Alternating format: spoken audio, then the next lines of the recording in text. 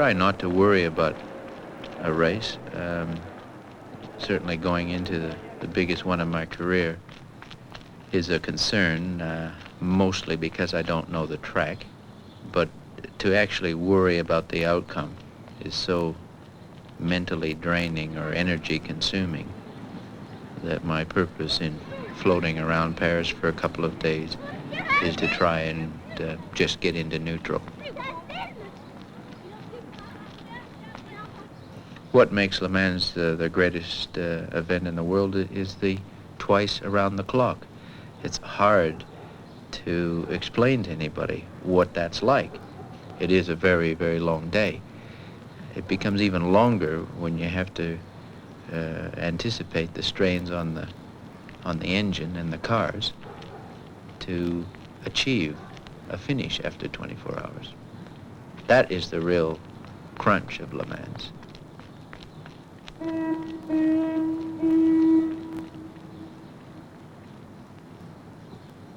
Elle termine le circuit du pesage de Lola. Allan Moffat, winner of just about every major saloon car race in Australia, is about to embark on an international career. At the age of 39, he's starting his career at a stage when most racing drivers are thinking of quitting. He's joined the team of Americans Dick Barber and Bob Gerritsen, and he's starting at the top, at Le Mans. You're not planning to change this engine before the race? Well, that's great, because it's always For Moffat, starting behind the it's like beginning all over again, with the car, the team, and the track all unknown quantities. His Porsche 935 Turbo is capable of 230 miles an hour. That's what traffic's around, something like that, but no, don't take it up above that. During the race, we'll run it to about 7,600, shifting to 76, that high, really? You'll find that you don't have to go that far, but you can't go up there. Just whatever feels right. Whatever feels right. And I think the main essence is, just to be smooth and consistent, and we don't have to break any lap records. It's going to be an overall There'll be a average. few others out there that'll try and do that.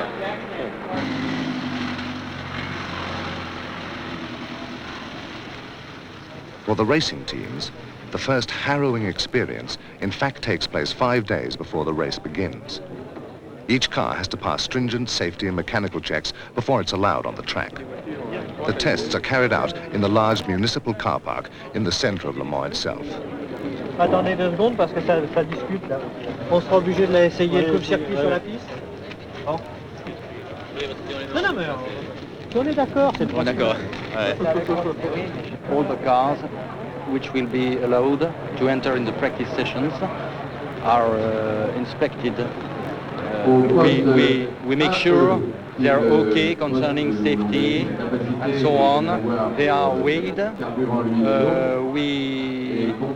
We look at the capacity of the fuel tanks because they must not exceed 120 liters. We make sure that the lights are okay. In fact, it's a complete inspection to make sure that the car are complying with the FIA regulations and with our own regulations.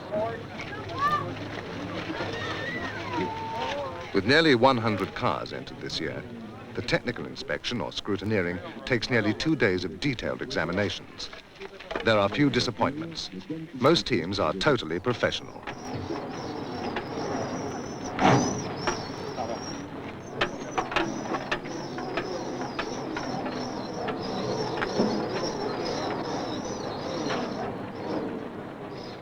Despite the large contingent of international teams, few people have difficulty in making themselves understood. Motorsport, it seems, has a language all its own. Looking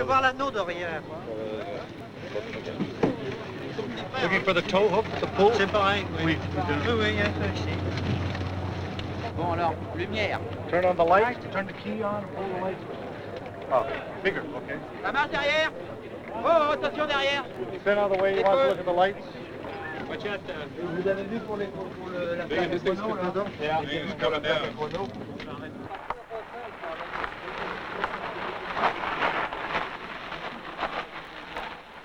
Moffat's mentor, Dick Barber, is looking after 3 cars in this year's race, all Porsche 935s, as well as a stable of 9 international drivers. I'm glad to be through Tech. know, it's very difficult because all opponents are very serious about Le Mans, and there's so many little things, and the scrutineering is very important because if you have any problems here, it can ruin the whole chances for your race. You're not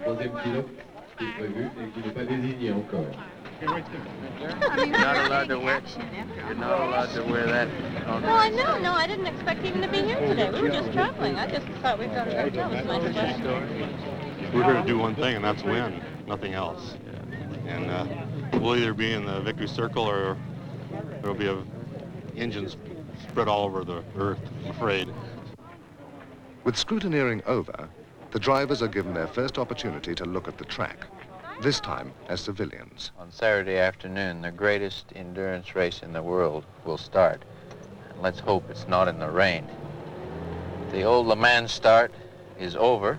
The drivers no longer run across the track into their cars. It's a flying start. But in today's supersonic F-111 type race cars, everybody is well and truly strapped in and ready to go when the flag goes down. A flying start. The opening lap, of course, can be very interesting, can also be very dangerous, everybody jockeying for position. But in a 24-hour race, most of the drivers have enough sense to realize that they're not going to win the race on the opening lap. This is probably one of the more exciting parts of the track, a straightaway which is over 3.5 miles long, reach a top speed of 230 miles an hour. Driver here does have to take a chance to lift his neck, lift his helmet back, take a deep breath, recharge his batteries a little bit, glance down at the dashboard, check pressures, temperatures. And I suppose if you can think about relaxing in a race car, this is where you can do it to a degree. And from 230 miles an hour, we pull this beautiful race car up in just on 400 yards. It's a dead right-hand corner, a first gear corner. Fortunately, have a nice escape road if anything did go wrong. A quick snap here. These are delightful little parts of the circuit. Again, 50-yard marker and the famous Arnage corner, which again is a very tight, extra tight right-hander, would be a first gear corner. This is one of the most unique parts of the track to me, the most different. It's a double chicane. I've never seen anything like it in my life. A left, a tight right, and just when you think you're ready to hit the hay again, another one which takes you up onto the fabulous grandstand straight.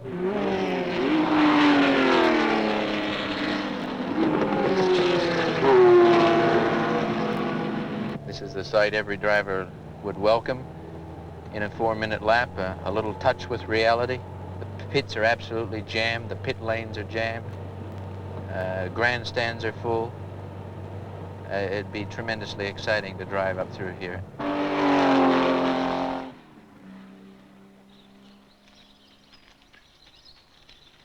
The date is June the 11th, and the Le Mans 24-hour race is still 3 days off. Allan Moffat, like all the other drivers, has begun his final build-up to what most people consider as the greatest endurance test on the international motor racing calendar. 24 hours non-stop, at an average speed bordering on 200 miles an hour.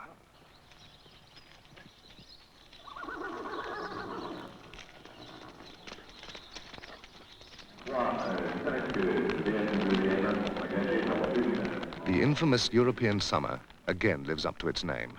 Day one of practice, day one of rain. Something real cheap, you know. It's just that Harmon doesn't want to drive it. Don't blame him. Come on, Harmon. Come on. Well, you two are extreme drivers. Oh, yeah. Does he have to drive the car in the race? Not necessarily. Rain or no rain, the drivers have no option but to go out on the track to make the most of what limited time they have to practice. Allan Moffat is no exception. It's a moment of truth, his first real drive at Le Mans, in a car faster than anything he's driven before. and driving on a rain-soaked track. Okay, pull the straps down. How's that? Yep, Okay. yep. I'll just start the motor while I get the, put my gloves on. Okay. Is this the lap belt tight in the box? That's okay, it's tight enough. Can you turn the key for me?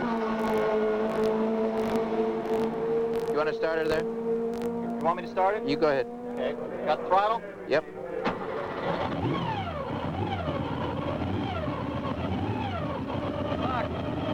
We don't need any luck, it's your preparation.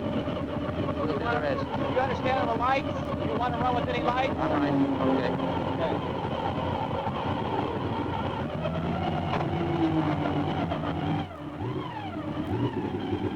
About 6,000 for about the first 15 minutes or so. How is it? Fine, except it's slippery as hell. Yeah. I mean, you get on the power and the rear end wants to go out, you come into the turn, the thing wants to plow. It's the same thing. It's sort of a damp track, and it's... Well, you can see the oil, you can see the rainbows across the track all over the place, and the oil's sitting on it. The first day of practice is considered unofficial, but the drivers still have to turn in good times to hopefully improve on the next day during official practice.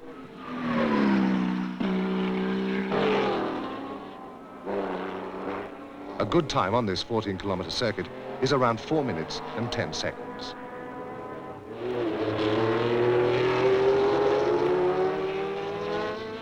Moffat returns to the pits after 3 laps, obviously at odds with both the car and the conditions. His best lap time so far is a poor 5.5 minutes. Well, I really want to, I just came in because I thought you might have wanted some time. Take some more time. It's raining all over the place and I can't do anything, so if you don't mind, I know I'm not fast, but it's raining. The most of them, then it's dry and it's wet, so I'm just taking it easy at about 5.5. No problem. Well, I'd like to stay out, but I thought you'd want a bit of time. Eh? The weather looks like it's getting better. It is getting better, but then it gets better and the bloody rains again. Just go around and learn what you're doing. Okay. We're going to put a new set of tires on, so it'll really be skittery for the first couple laps.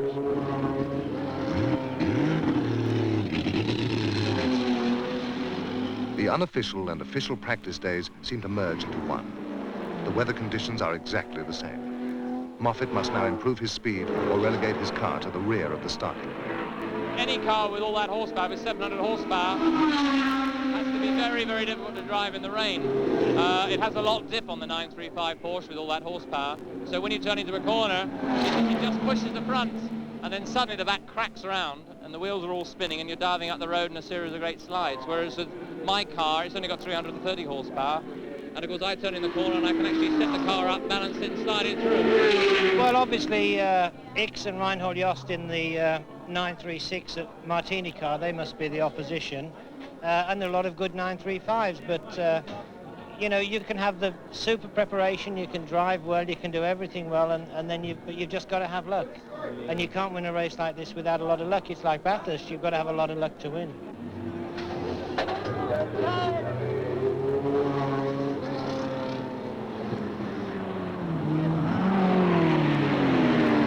The boost is exactly 2.25. Another moment of truth. Moffat knew he had to have cut at least a minute of his previous best lap times. Well, if I keep going, I might even be able to call myself a race driver. You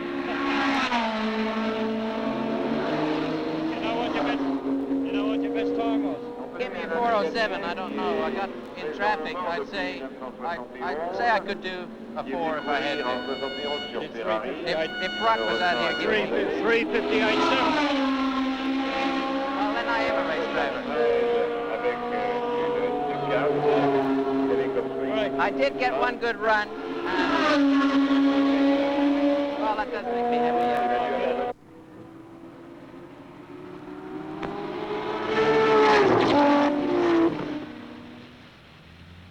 Friday, the day before race day.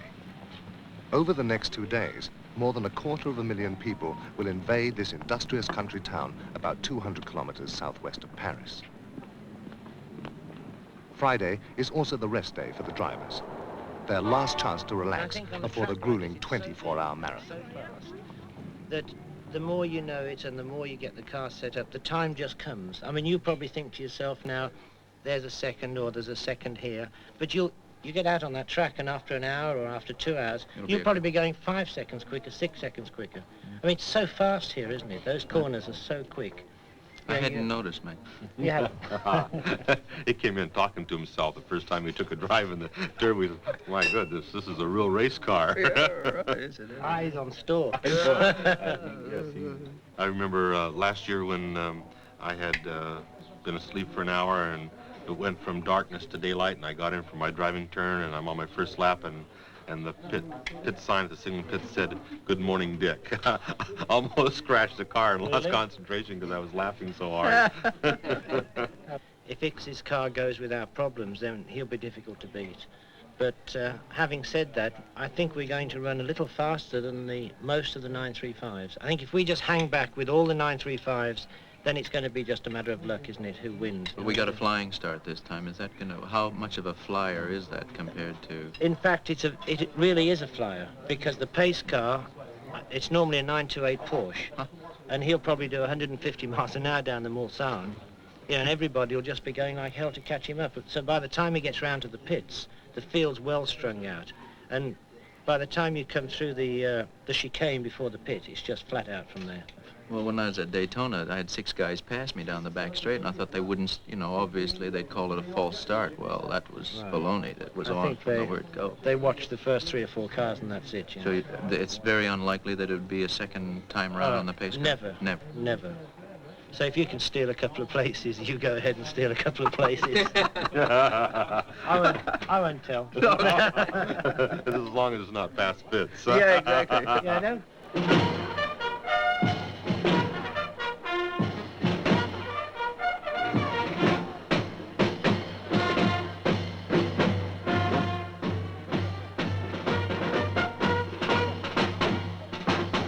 Race day arrives with all the razzmatazz of an American political convention. Yet it's typically French. The crowds are here to see their champions, and they'll not be disappointed. With names such as Jackie Ickx, John Fitzpatrick, Jean Rondeau, Rolf Stommelen, Danny Ongais, and Brian Redman.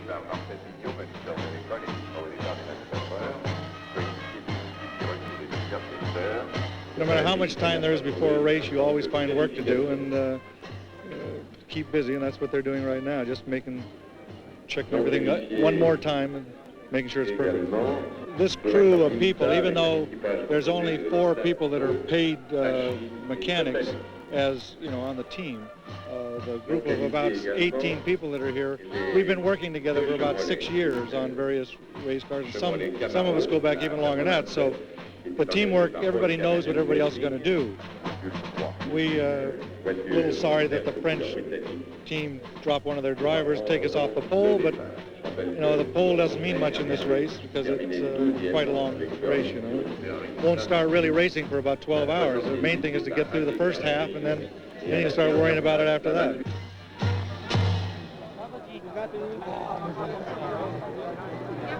Ce qui ne permet pas évidemment de donner une idée exacte de la performance d'un pilote par rapport à un autre, qui fait qu'on peut préciser quand même dans certaines disciplines quel est le pilote qui était le plus rapide. Et sur la première place, to win Le Mans is, a great victory, and a race like this, it's so long that so many other things come into play besides just a driver's ability. That it's a whole. When somebody wins here, it's not strictly a driver victory; it's a victory for the car and for the mechanics and everything. Because I'll tell you, to keep a car going 24 hours at high speed is really almost impossible. Time begins to go quickly, and with less than 2 hours before the start, the Barber team is prepared for a final briefing from their chief mechanic, Jerry Take any Woods. parts off the car, they have to go back in the car also. There's a belt guard for where the injection belt goes. If you take that off, there's 2 wing nuts, bolts. Take that, put it in the car, kind of do one step at a time, okay? And then once the car gets back to the pits, we'll put the car back together the way it's supposed to be properly, okay? But the main thing is always to get the car back to the pits. It was inevitable. It has rained at exactly the same time each day for the past 4 days.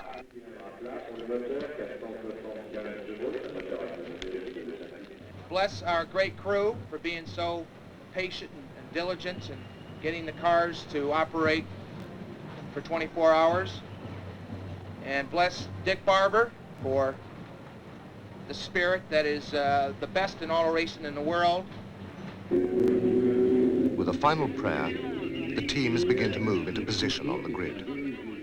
The pole position is taken by the Pescarolo Lepoix after recording the fastest combined lap time during practice of 3 minutes 47.9 seconds.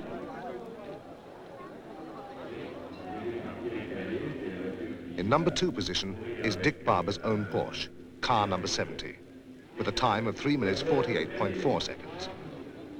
Behind them, on the second row, Jackie Ickx in a Martini Porsche and Japanese driver Tetsu Ikuzawa in a Kramer Porsche. And behind them, Le Cadenet and Rondeau. The second Barber team Porsche, driven by Garretson, Moffat and Rahal, is on row 7. I think it's about what we will do. I tell you because I don't want to race you the first few laps, you know. There's no point. In a rare candid moment, the two front runners, Fitzpatrick and Pescarolo, take time out to discuss tactics. Yes? Yeah. And you, it was all right? So you are used to the car in the wet? Yeah, I did a lot of driving. Yeah. It's quite good because it's heavy in the wet. Yes. Hello, Martino. Va bene?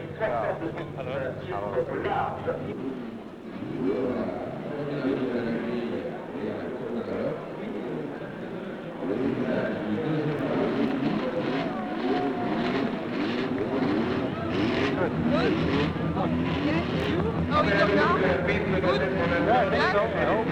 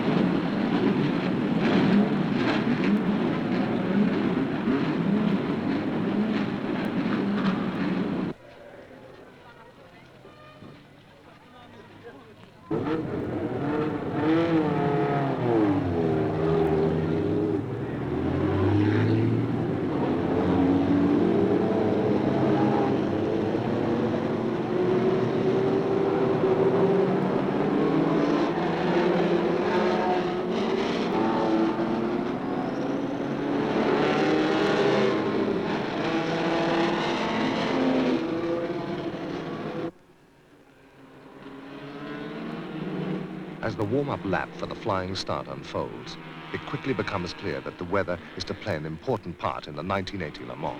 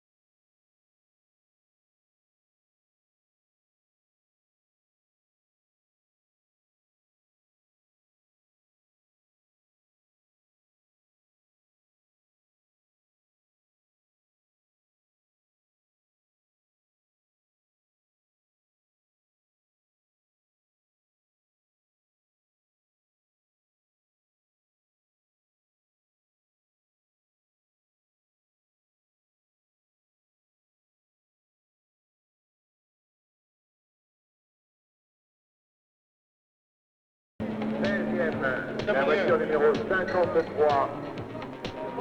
Coming in? Yeah. Sounds like that he's not pushing it very hard. Just, you know.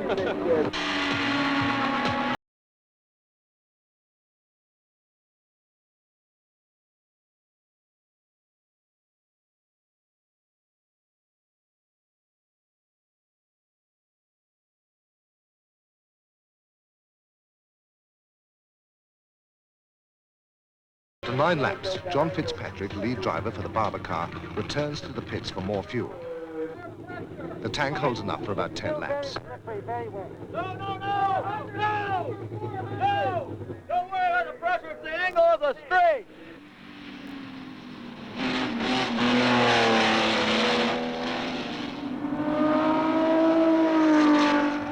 Next in is Bobby Rahal, who hands over car 71 to Allan Moffat for his first taste of the 24-hour classic. Hey, somebody, don't worry about the radio. Clean this window and that mirror.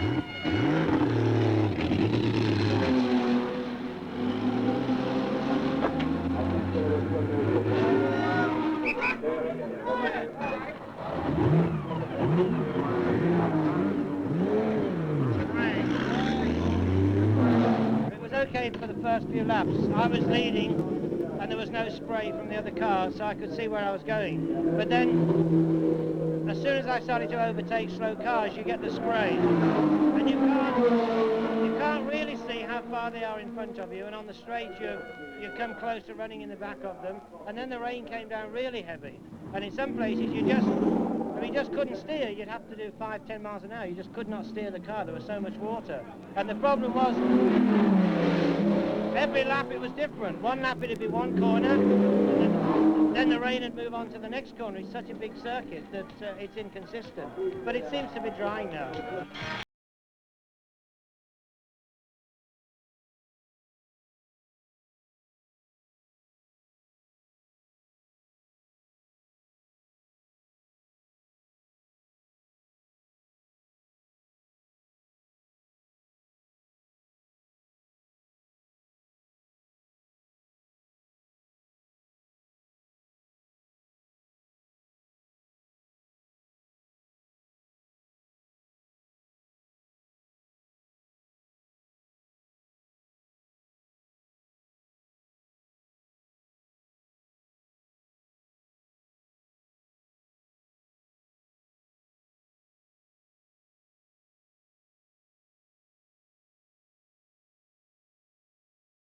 Tires. He's brought the car from 13th to 12th. Yeah, tell the bastards on that are giving me the time to give me a proper time, like 4:01 or whatever it is. Okay, And were my times all right? I don't know. Yeah, I guess. Bobby, shall we... Brand new tires now. From me. Bobby, shall we pull this back now, do you think? Whatever you feel like the car's handling. You must go ahead. Press down on the button.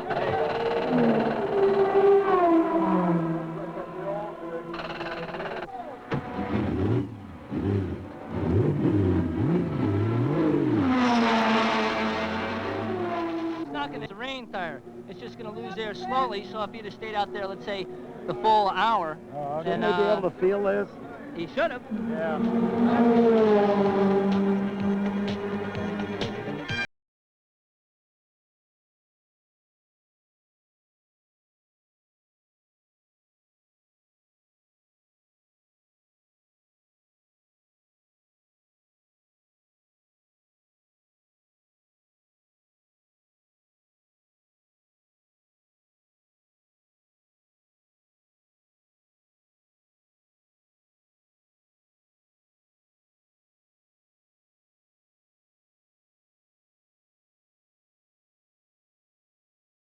Looking this and sending this doesn't signal. There's a mirror loose somewhere inside, the interior mirror. Oh. Hey, the interior mirror is somewhere in the car.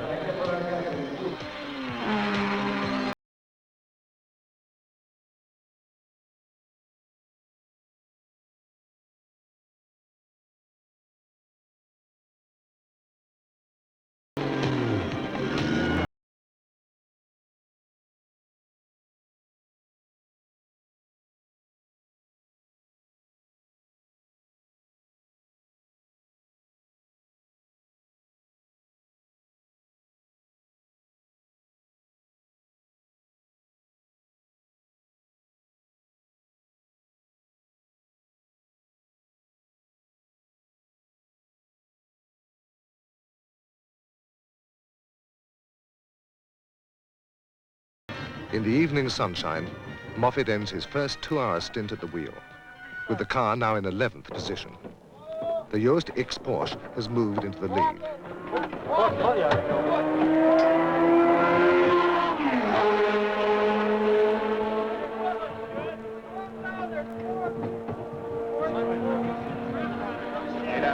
The sun is buoyant, Bob. Yeah.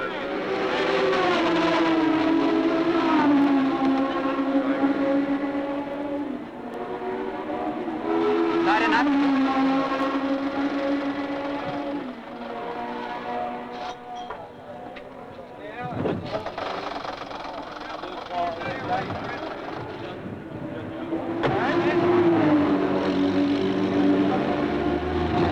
Behind every Arab, with all due respect, on the track. Damn Ferrari. I just couldn't get by him. I'm the only Arab here.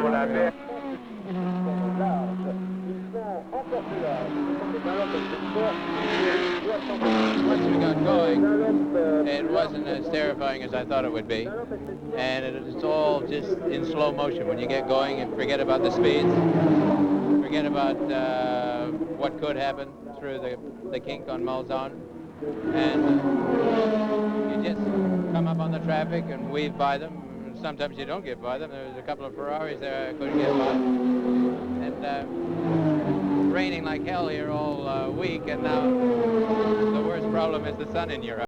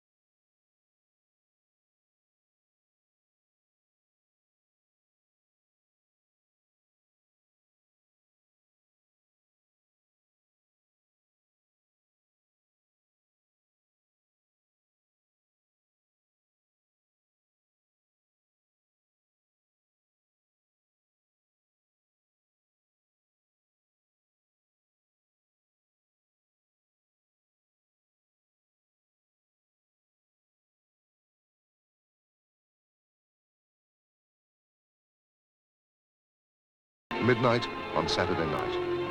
Moffat finishes his second stint and hands over to Bob Garrison. The Porsche is now lying fifth. The Barber Fitzpatrick Redmond car has taken the lead. The third Porsche in the team was forced out of the race several hours earlier following a minor accident. Watch the second gear change down. I think the synchro might be hurt a bit. Okay. It might be my style, but I got a couple of grinds in second. Okay.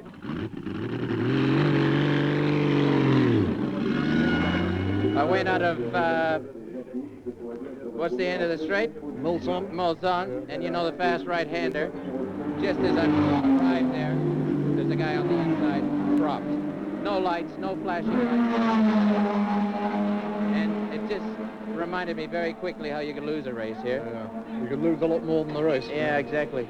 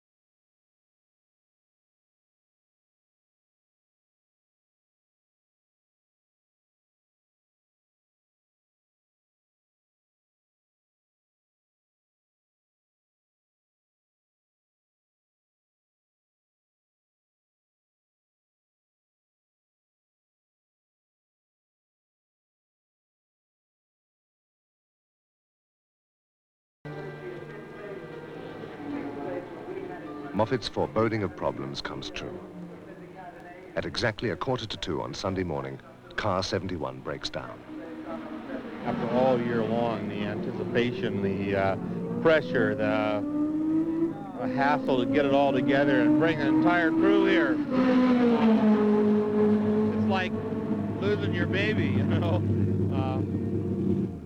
When I saw the car come in and I heard the engine, I immediately knew it, and my heart went to my stomach. For Moffat, it's a bitter blow.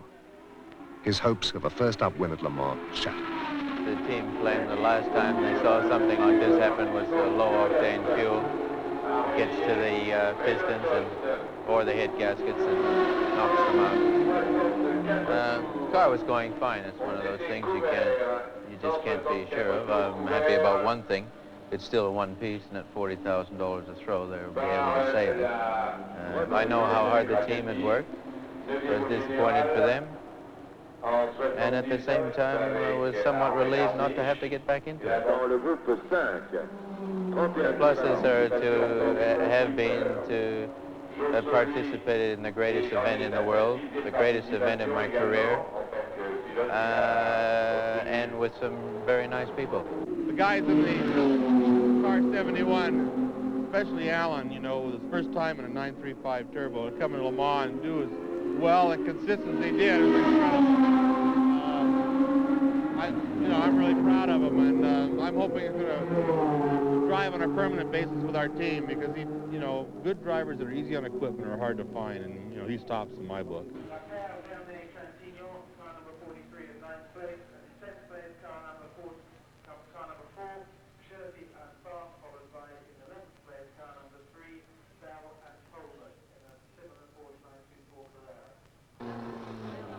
The entire Barber team's efforts are now channeled into keeping car 70 on the road and in a winning position. But there are problems here too. Car 70's motor has developed a mysterious miss. The car has dropped to third position behind Rondo and Ix. After a quick inspection, it's decided to press on and hope the miss clears up on its own.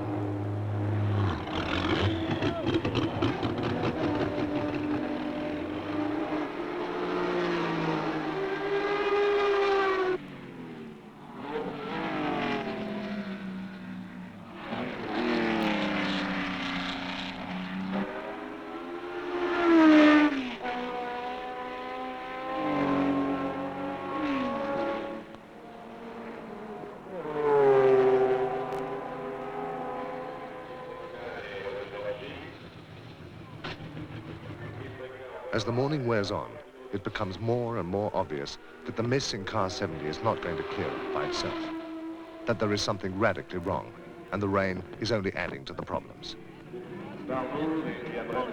It's foggy. All right. How wet is it all the way around? No, that's the trouble. It's as slippery as fuck.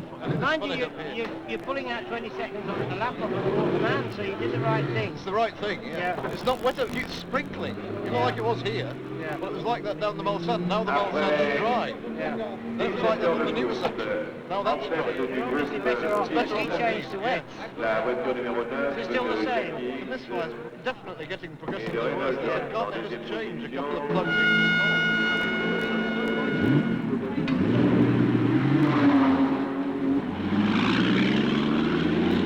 It has now developed into a matter of trial and error.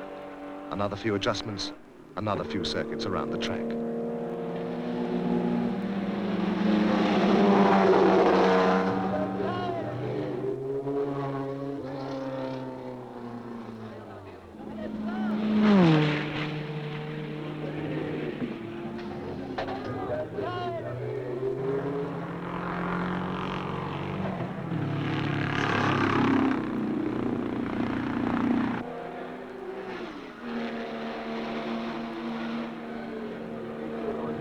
With 3 hours to go, the problem has become critical.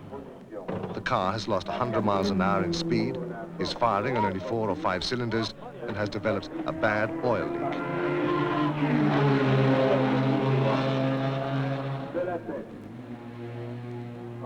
Two of them to me. Looks like 2 cylinders. It will run like this. Yeah. qui est à 22 I mean, I can pull the plug wires. 7e. You can pull the La plug Porsche numéro wires or 4 de something like Marc that. Shorty, qui est à 22 tours également. Oh, they will. En 8e position, Several pits away, the Rondeau Le Point is becoming the center of attention as the crowd sense that it's firming as the favorite to win the race. At this stage, it's leading the field, 4 laps ahead of the Yost X Martini Porsche. une fluidité sur la piste de décélération. Voiture de tête arrêtée devant son. So now all you can do is hope that John Paul breaks down. But I bet they're running 1-1 boost or something like that now and just going for it. Look, we got to do that. We got to gamble that he keeps motoring on, because if we stop, we're dead. Right. So we've got to gamble. It was now up to Jerry Woods to get the car back on the track long enough to finish the race. If the Porsche kept going, it could still finish 5th and gain enough points to keep the Barber team ahead in its class on the World Sports Car Championship. Ja, das kommt in den Rücklauf rein. Ja, ja. Da der Rücklaufschlauch drauf. The race now develops into a battle between the Rondeau Jousseau and the Yost X teams, with X slowly whittling away the 3-lap lead held by Jousseau. Well back in 3rd place is car 17, a Belga 379B, with car 5 for the SO team 4th.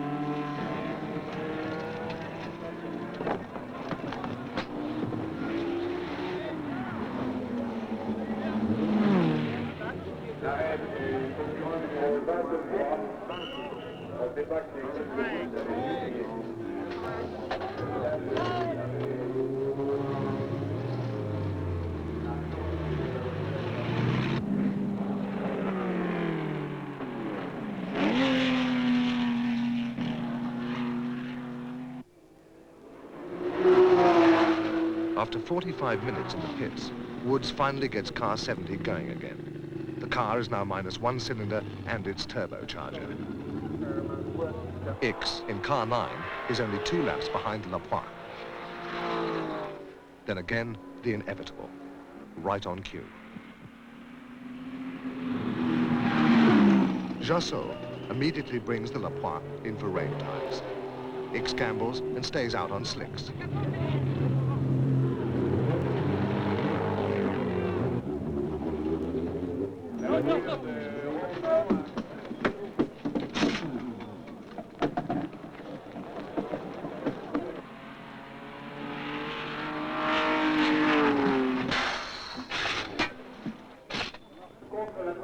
But the Le Point team is too quick, and the weather remains too inclement for X to gain any advantage.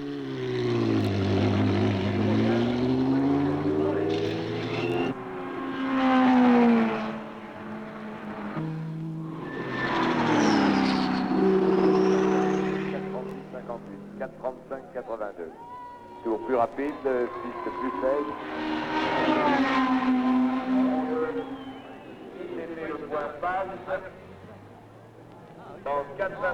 The end is almost an anticlimax, but not for long. The patriotic French crowd soon lets it be known that a French team has won this year's Le Mans. No amount of gendarmes could keep the crowd back.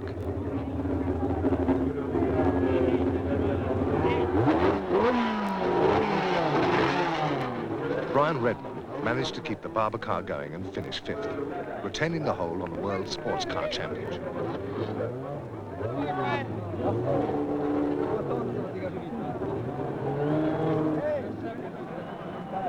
Stay with the car.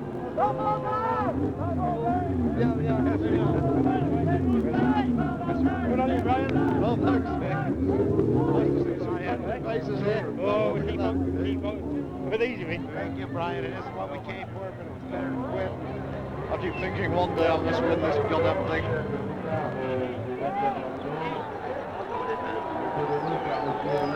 It can be possible to win in this little car. You know?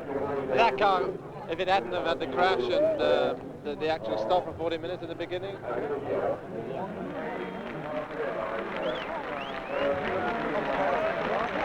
With the race over, it's time to celebrate. The winners for winning. The losers for just completing one of the world's toughest endurance tests for man and machine. the Le Mans 24-hour classic.